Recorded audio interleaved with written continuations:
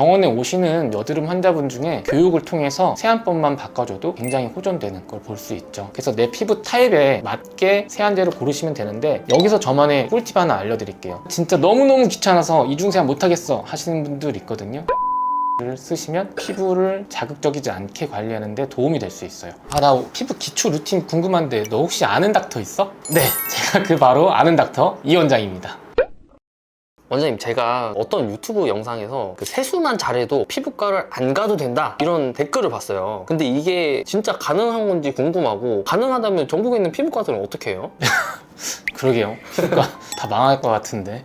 저희 병원 오시는 분들도 평상시에 잘못된 생활 습관들이 있거든요. 그 중에 하나가 세안 습관인데, 세안법이 잘못됐을 경우에는 기미나 홍조, 여드름, 잔주름 같은 걸 다 유발하거든요. 치료도 중요하지만 본인한테 맞는 적절한 세안 방법이 중요해요. 그래서 치료를 하면서도 이제 잘못된 세안법을 교정해드리고 있죠. 근데 그러다 보면 피부가 좋아지고 여드름도 좋아져서 오시는 횟수가 줄어들기는 해요. 근데 그거는 어쩔 수 없죠. 그래도 좋아져서 못 오시는 거니까 횟수가 줄더라도 내 피부 건강이 좋아지는 게 더 좋다. 그러면 한 세수를 좀 잘못된 방법으로 했을 때 한 10번 정도 온다 그러면은, 제대로 된 방법으로 했을 때는 5, 6번까지는 줄일 수 있다. 그렇죠. 반 이하로 줄일 수 있다. 그리고 오랫동안 잘 안 오신다. 원장님이 안 좋아하시겠지만 별로 좋진 않지만 어쩔 수는 없습니다. 근데 이 세안법도 정답이라는 건 없거든요. 우리가 오딱 같은 것도 누구한테는 보약이 되지만, 오딱 먹고 나서 막 두드러기 나시는 분들 있잖아요. 그런 것처럼 보약도 나에겐 독이 될 수 있기 때문에 오늘의 주제, 나에게 잘 맞는 세안법에 대해서 좀 알려드리도록 할게요. 원장님, 근데 또 보니까 이상하게 세안법은 좀 다른 거에 비해 카더라가 좀 많더라고요. 누구는 따뜻한 물로 세안을 했다가 나중에 찬물로 세안을 해줘야 모공이 수축된다. 누구는 세안을 할 때 아침에 클렌징 폼을 안 쓰는 게 좋다. 이런 얘기가 세안 관련된 주제로는 되게 많은 것 같아요, 원장님. 뜨거운 물로 세안하고 나서 찬물로 세안해주세요 라고 하는 거 누구나 들어보셨죠? 근데 이걸 자세히 보면 어느 정도 맞는 말도 있어요. 우리가 기름기 많은 접시를 뜨거운 물로 설거지 했을 때 제거가 잘 되잖아요. 그런 것처럼 지성이신 분들, 피지 분비량이 많으신 분들은 얼굴의 각질이나 노폐물 제거에 도움이 될 수는 있거든요. 혈관 확장이 되기 때문에 혈액 순환에 도움이 돼서 피부 탄력도가 일시적으로 좋아질 수는 있어요. 이제 반대적으로 찬물 세안은 우리 얼굴에 자극을 감소시키거나 염증을 감소시키는 데 도움이 돼요. 그래서 뜨거운 물로 화상 입었을 때 뭐 하죠? 차가운 걸로 얼음팩. 그렇죠. 얼음팩을 하거나 찬물에 우리가 씻어내는 게 치료 방법인데, 그것처럼 염증을 완화하는 데 도움이 돼요. 하지만 이렇게 극단적으로 뜨거운 물로 했다가 찬물로 세안하는 것은 피부에 자극을 줄 수가 있어요. 특히나 우리가 건조한 피부거나 아니면 트러블이 많이 생기는 염증성 피부를 갖고 계신 분들한테는 독이 될 수 있죠. 그래서 피부는 한결같이 꾸준하게 안전하게 관리해 주시는 게 좋거든요. 제가 추천드리는 방법은 미온수예요. 조금 따뜻한 정도, 35도 정도의 물로 세안할 경우에 피지 제거도 잘 되고 자극감도 없어서 적절한 세안을 할 수 있습니다.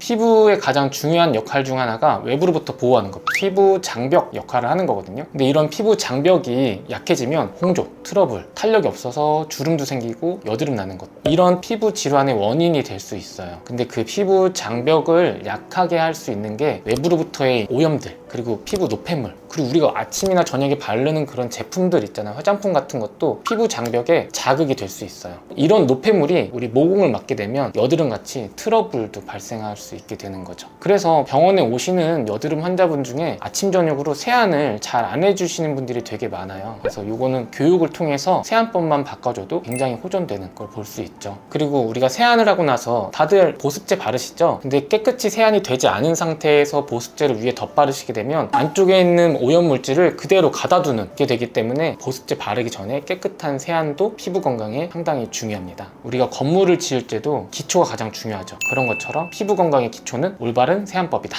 원장님, 그러면 피부 장벽이 중요하다고 말씀하셨잖아요. 피부 장벽을 최대한 지킬 수 있는 피부가 좋아지는 세안법, 이것도 구체적으로 좀 알려주세요.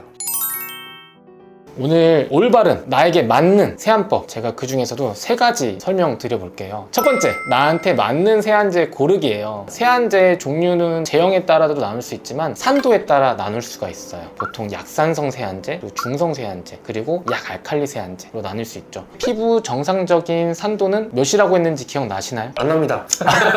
복습이 필요합니다. 우리 얼굴의 정상적인 산도 pH는 약산성이에요. pH 4.5에서 5.5가 정상적인 일반적인 피부의 산도라고 보시면 돼요. 그러면 알칼리성 세안제는 나쁜 거 아니야? 라고 생각하실 수 있죠. 근데 약 알칼리성 세안제의 장점이 있어요. 바로 세정력이 우수하다는 거예요. 얼굴에 있는 유분기 있는 피지라든가 화장품, 선크림 같은 거를 제거하는 데 큰 도움이 될 수는 있어요. 다만 세안제를 쓰고 나서는 토너나 스킨처럼 피부를 다시 약산성 상태로 돌릴 수 있는 보습제들이 필요할 수 있습니다. 두 번째는 약산성 세안제인데 자극감이 없다는 게 가장 큰 장점이죠. 다만 세정력이 조금은 떨어질 수는 있어요. 그래도 안정적인 면에서 건조하거나 피부가 민감하신 분들한테는 굉장히 좋은 세안제죠. 요즘은 도부같이 중성 비누도 많이 들어보셨죠? 이 중간에 있는 역할이라고 생각을 하시면 돼요. 그래서 내 피부 타입에 맞게 세안제를 고르시면 되는데 여기서 저만의 꿀팁 하나 알려드릴게요. 피디님 어떤 제품 쓰세요? 저는 제가 어떤 거 쓰는지 잘 모르겠어요.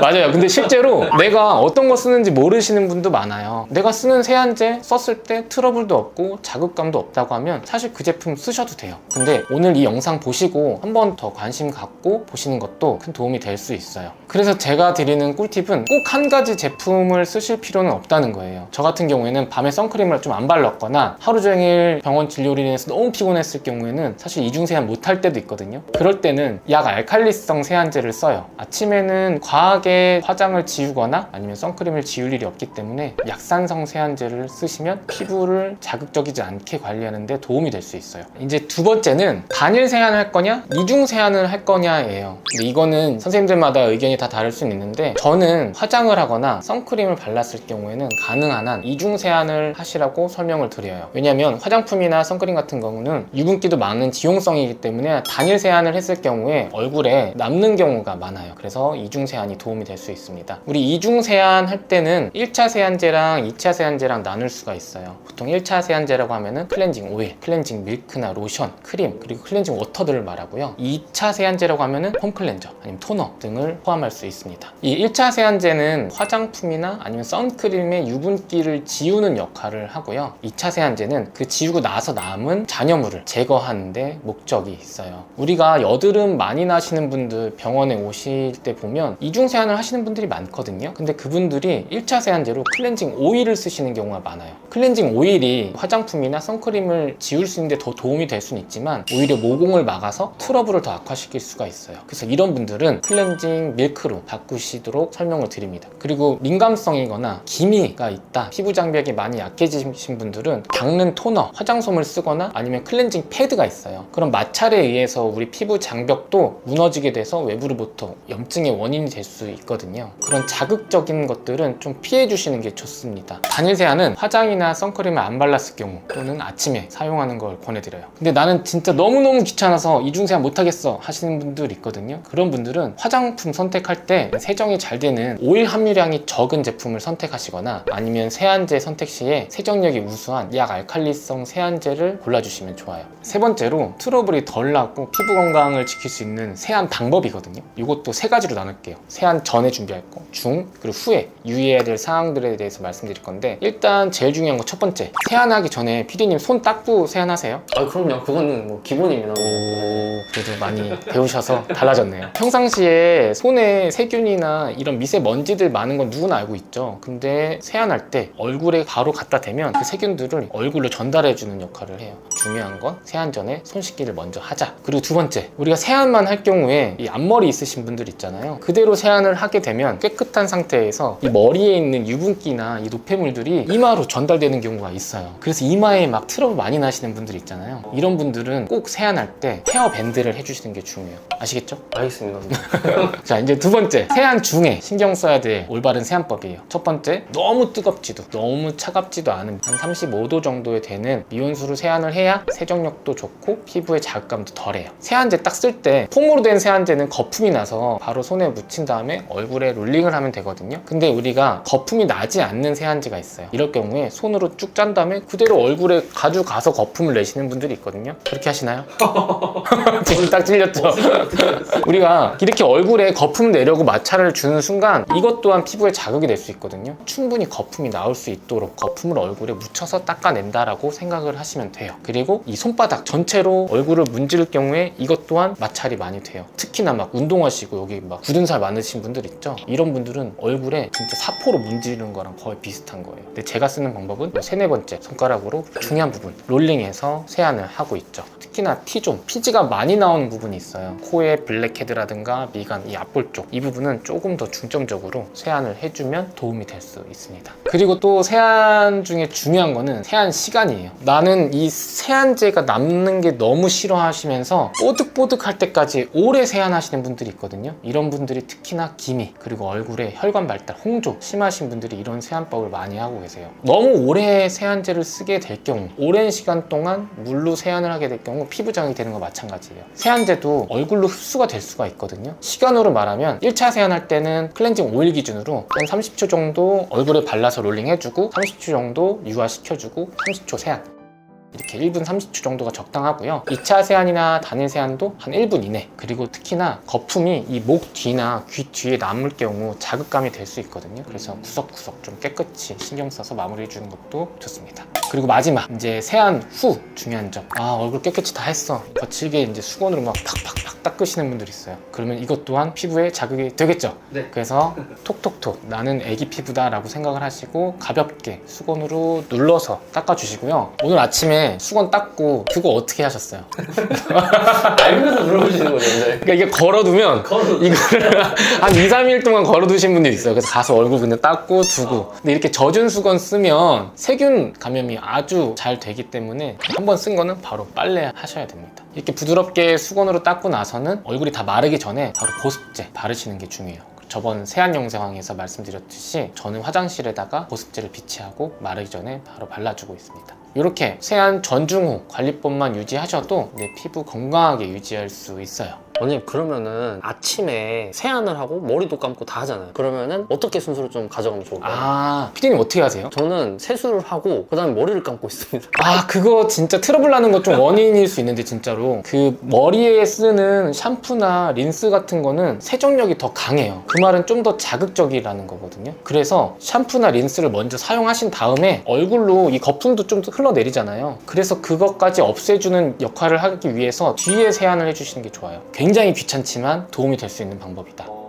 원님, 근데 이것도 궁금해요. 가장 세안 관련 논란이 많은 주제인데 아침에는 물로만 세안하는 게 피부에 더 좋다 이렇게 말씀하시는 분들이 계시던데 아침에는 좀 어떻게 세안을 하면 될까요? 이것도 물어보는 분들도 굉장히 많거든요. 근데 의견이 각자 다를 수는 있다고 생각을 해요. 물론 뭐 물로 해서 트러블이 안 나고 내가 건강한 피부가 유지된다고 하면 그런 방법도 유지할 수 있겠지만 제 개인적인 의견은 그래도 세안제를 써서 세안을 하는 게 맞다랍니다. 만약에 자극적인 분들은 약산성 세안제를 쓰시고요. 나는 피지 분비량도 많고 밤에 조금 꾸덕꾸덕한 오일을 써 하면은 알칼리제를 쓰셔도 돼요. 근데 가능한 한 약산성으로 좀 부드럽게 아침에는 세안을 해주시는 게 좋아요. 우리가 밤에 세안을 하고 나서도 그냥 주무시는 거 아니잖아요. 또 보습제를 많이 바르죠. 영양크림 바르고 팩 하시고 하시는 분들이 많단 말이에요. 근데 그렇게 오일 성분이 많고 이런 것들은 어떻게 보면 접착제 같은 역할을 하죠. 그래서 우리가 자는 동안에 베개, 먼지들 돌아와서 자면 얼굴에 뭐 묻기도 하고 그리고 자는 동안 피지 분비량도 될 거고 근데 그 상태에서 아침에 물로만 씻는다? 이거 지워질 것 같나요? 안 지워질 것 같아요. 네, 그대로 그 얼굴에 있는 거예요. 그 상태에서 보습제 바르면 다시 그냥 내 무덤이 되는 거죠. 피부 무덤이다. 그래서 가능한 한 아침에는 밤 사이에 쌓여있던 이 노폐물들을 깨끗이 한번 정화해 줄 필요가 있어요. 원장님만의 꿀팁 있을까요? 베개피 있잖아요. 이틀에 한 번씩은 세탁을 해주거든요. 왜냐면 머리에 있는 이런 피지나 이 노폐물들 자다가 침 흘리시는 분들 다 베개피에 묻어 있거든요. 베개피를 규칙적으로 빨아주는 것도 피부 건강에 하나의 꿀팁입니다. 베개피를 이틀에 한 번씩 빤다는 분은 처음 본 것 같아요. 자주 빨아주면 좋은데 매일 빨 수는 없으니까 저도 일주일에 적어도 2번, 3번은 빨아주려고 노력하죠. 근데 세탁기가 빨아주니까. 원장님, 그럼 이것도 엄청 논란이 되는 두 번째 주제예요. SNS를 하다 보면은 세안 디바이스 아니면 브러쉬 이런 걸 사용하면 피부가 좋아진다 하는 이런 제품들도 있는데 이게 진짜 효과가 있는 건지 궁금해요. 그러니까 진짜 내가 그런 거 썼는데도 저항감 없고 깨끗해. 그러면 쓰셔도 돼요. 근데 우리가 오늘 말씀드리는 거는 피부 민감성도 있고 기미도 생기시고 잔주름, 탄력도 잃기 싫어. 그런 분들이잖아요. 그런 분들은 이런 자극성 있는 것들을 가능하면 피해 주시는 게 좋죠. 특히나 브러쉬 같은 거 있잖아요. 관리를 굉장히 잘 하셔야 되거든요. 젖은 상태에서 쓰고 놔두는 거기 때문에 거기에 세균이 증식할 수가 있어요. 그럼 오히려 얼굴에 트러블을 유발할 수 있는 원인이 될 수는 있죠. 그래서 사용하시더라도 좀 깨끗하게 관리하고 유지하시는 게 도움이 됩니다.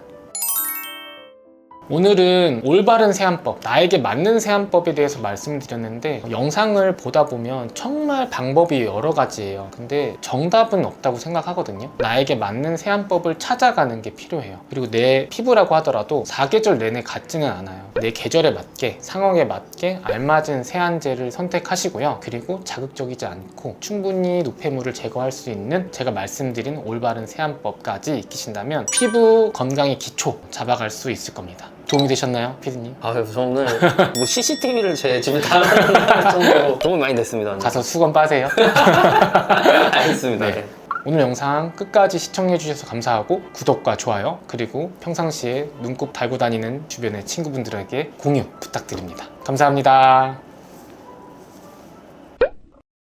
원장님, 그러면은 제가 개인적으로 궁금한 거를 몇 개 넣었는데 또 개인적인 네. 질문입니다. 네. 안 그럼 제가 또 언제 의사 선생님 만나보겠어요? 접수해서 진료 보시면 되는데 원장님, 그럼 첫 번째로 세안용품 이 좋은 걸 쓸 필요가 있을까요? 저 약간 취미 중에 하나가 올리브영 가는 거거든요. 그 제품이 되게 여러 가지가 있고 새로 나오는 게 많아요. 근데 이번에도 갔는데 보습 성분이 포함된 세안제, 미백 기능이 포함된 세안제 이런 것들이 많이 광고가 돼 있더라고요. 근데 세안제는 세안을 하는 거예요. 가장 중요한 건 그런 기능보다는 세안이기 때문에 이 세안 기능에 맞춰서 사용하시는 게 더 좋지 않을까 생각합니다. 근데 그래도 아무래도 좋다고 하는 건 또 써보고 싶은 마음이라 샀긴 샀어요. 제가 사용해보고 또 추가적으로 말씀드리겠습니다. 좋으면 추천 부탁드리겠습니다. 몰래 알려드리겠습니다. 아, 예, 감사합니다.